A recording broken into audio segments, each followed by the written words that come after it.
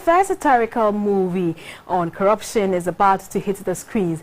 The movie is expected to lead an anti-corruption drive on the African continent by setting people thinking on the need to halt the canker into society. The cast and crew who have begun the production conferred with ex-President Jerry John Rawlings in recognition of his lifelong anti-corruption stance.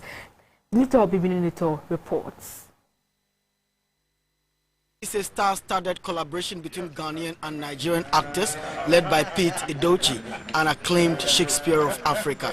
The subtle, satirical movie is a frontal attack on corruption and seeks to set the African thinking about how to weed out the menace. According to Transparency International, a global anti-corruption watchdog, of the 10 most corrupt countries in the world, 6 are said to be in sub-Saharan Africa.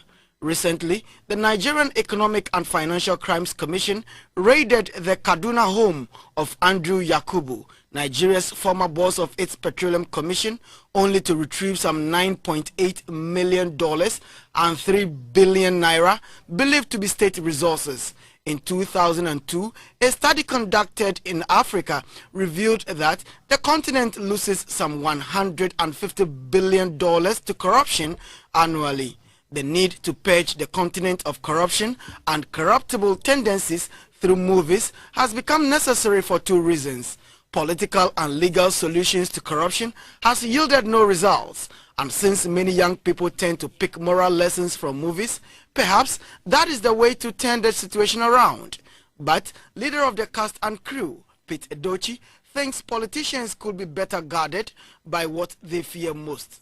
God forgives. He gives you a long rope, according to the Bible. The local deities don't. The moment you go against them, they kill you. If you swear that you're not going to take a cover from the government and you do, you'll be cut down.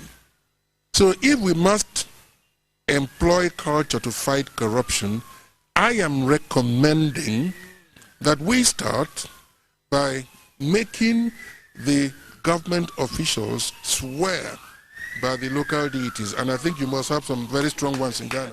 Ex-President Jerry John Rawlings was, however, unhappy with some developments under the watch of an anti-corruption crusader, President Akufo-Addo. There's some character with some tendencies, you know, that you cannot praise. Virtue and vice.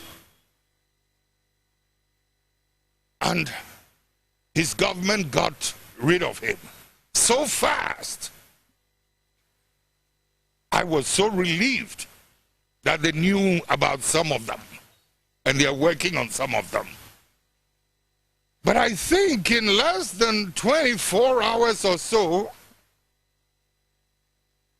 the instruction to get rid of that guy was stood down. The guy was reinstated. And I'm using this opportunity to express, you know, misgivings, to express how I feel and how I felt about that issue. Whose political influence brought itself to bear on the appointing authority. And that is why we must pray for the president to stay the course.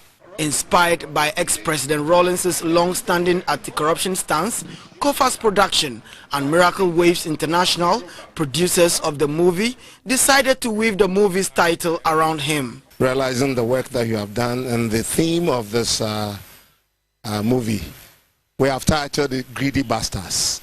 The star-studded production features both Gollywood and Kumawood stars like Nanama McBrown, Kofi Nkansa Lil Wayne, Fanny Face, KSM, Jocelyn Dumas, Calibos, and high-life musician Pat Thomas in the Greedy Bastards. Nutor Bibini Nutor, GBC 24, Accra.